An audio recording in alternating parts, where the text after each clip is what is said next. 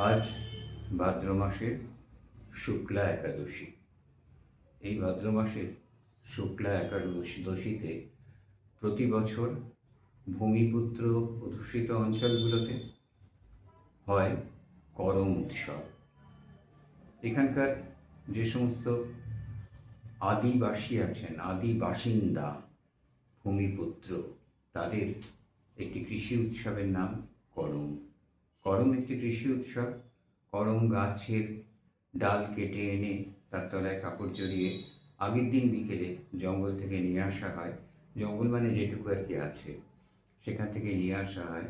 নিয়ে এসে মাটিতে সুন্দরভাবে পুঁতে করমের বেদি তৈরি করা হয়। করম গাছ আসলে কদম গাছ। তো কদম ফুলের গাছ। এই সময় তো বর্ষাকালে কদম ফুল ফোটে। আর ভাদ্রে এখানে ভাদ্র মাস, এখানে ভাদর হয়ে গেছে, ভাদর মাস হয়ে গেছে। আচ্ছা, আমরা অবশ্য রবীন্দ্রনাথের গানেও প্রায় এ মাহ ভাদর। যাই হোক, তো এই করম ফেস্টিভ্যালে আগের দিন, করম উৎসবে আগের দিন বিকেলে কিশোর কিশোরীরা দল বেঁধে জঙ্গলে যায় এবং সেখান থেকে তারা পছন্দ মতো করমের ডাল কেটে নিয়ে চলে আসে, বহন করে আনে। করম প্রকৃতির প্রতি ভক্তি সৃষ্টির উৎসব। করম ভক্তির উৎসব।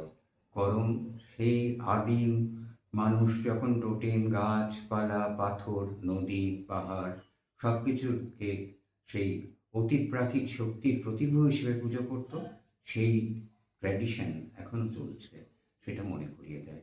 আর এটার বিরাট একটা ভালো দিক হলো যে আমরা বনজ সম্পদকে শ্রদ্ধা করতে শিখি, ভালোবাসতে শিখি। উন্নত ফসলের জন্য করম করা হয়, করম উৎসব। সেই সঙ্গে ভাইয়ের মঙ্গল কামনার জন্যও করা হয়। ভাইয়ের মঙ্গল কামনা এই জন্যে করা হয়, সারা ভারতবর্ষেই ভাইয়ের ভাইফোঁটা, ভাইদুজ, ভাইয়ের মঙ্গল কামনায় আমাদের কুমারী মেয়েরা, বোনেরা আকুলভাবে প্রার্থনা করে।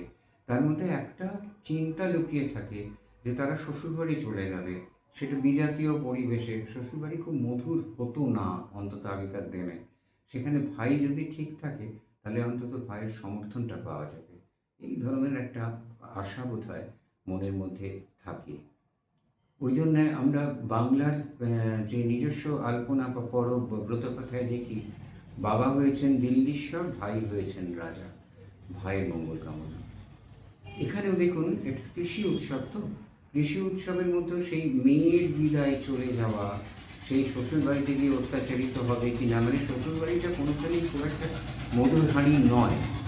তো সেখানে সে বলা হচ্ছে, আর আদরের আদর আজ ভাদরে, আজ ভাদরে আদর বিটি আশ্বিনে বিদায় এলো, যাবে যাবে যাবে বিটি, যাবে শ্বশুর ঘরে এলো।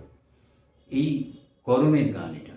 সেই সঙ্গে এটাকে যুক্ত করা হচ্ছে ওই ভাই মঙ্গল কামনাতে। সাত ভাই আর গাছ দেবতার গল্প বলা হয়। লাল বা সবুজ পাড় শাড়ি পরে মেয়েরা, সবুজ পাড়, লাল পাড় ফার্টিলিটি, সবুজ পাড়, সবুজ রংটাই তো গ্রোথ, ইউথ, ইয়াং, যৌবনের রং, তারুণ্যের রং। সুতরাং সেই সবুজ পাড় শাড়ি পরে তারা এবং বৃন্দ নাচ করে, একক নাচ নয়। অত্যন্ত জনপ্রিয় একটা গান। আইজ করম ঠাকুর ঘরে দুয়ারে, কাইল করম ঠাকুর শাঁখ নদীর পাড়ে। শাঁখ নদী, শাঁখ নদী অথবা কাঁস, কাঁসাই। আচ্ছা, এই সুন্দর একটি উৎসব করে কুমারী মেয়েরা করে এই উৎসবটা, তাদের সঙ্গে অল্পবয়সী ছেলেরাও থাকে। আর করম পরবের গান, যে বিখ্যাত যে করম পরবের গান রয়েছে তার মধ্যে একটা রয়েছে, আইল রে করম পরব হেলক মোড়ে। এটাও একটা ওদের স্থানীয় আঞ্চলিক ভাষার গান।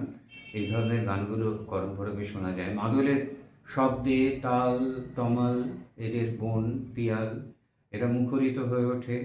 ফুল ঝরে পড়ে, পাতা ঝরে পড়ে।